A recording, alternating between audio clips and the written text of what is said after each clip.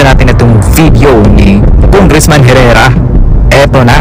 Unang-una po sa lahat, sa aming pong mga taga-suporta, mga bumoto at nangampanya sa Bagong Henerasyon Party List.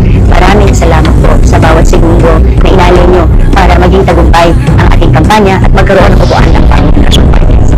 Ito pong mga nakarang araw ay talagang mga araw na frustration sa aming banda dahil tayo ay biglang hindi nakasama sa pinaglaman ng Comelec. Nang sa hindi namin alam na dahilan, hindi ko namin alam na meron palang petition to disqualify Bagong Henerasyon Party List para ang aming mga nominees.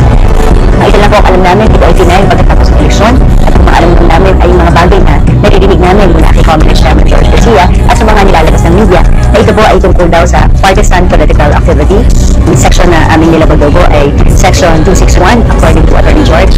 Kaya kami naman po ay naging confident nung narinig namin ito dahil wala po ako sa kahit anong knowledge po namin na na-violate kahit anong election laws. Ito po ay pang-ilimang term na po ng Bagong Henerasyon sa Kongreso. Mula po 2010, parehas naman po ang style ng kampanya na ginagawa po namin.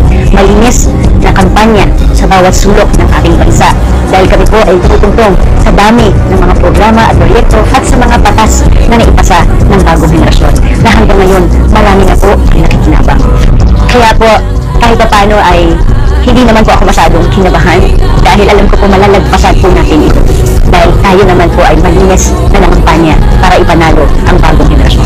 Kaya sa aming pong mga supporters, sa mga sektor na aming pinagsisilbihan, mga kababaihan, lalo-lalo na ang mga solo parents, mga kabataan at mga micro-entrepreneurs.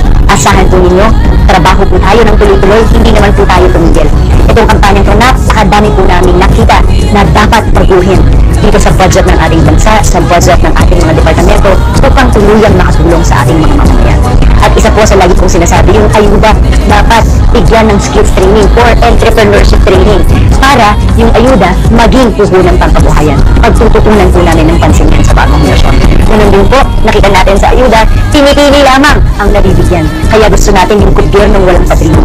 Dapat lahat pantay-pantay kung sino ang nakakalimutan, kung sino ang may kailangan, yun dapat ang pinaglilingkuran ng gobyerno at hindi lamang kung sino ang malakas sa mga leaders natin.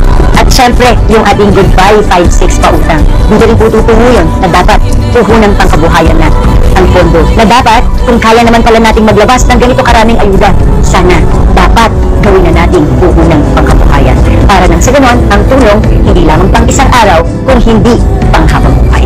Anyway, ito Comelec, headed by Chairman George Garcia, with the first division of Comelec. Salamat po dahil binigyan niyo po kami ng due process. Yeah, Comelec, thank you. At least justice is now served. We are eagerly awaiting for the schedule.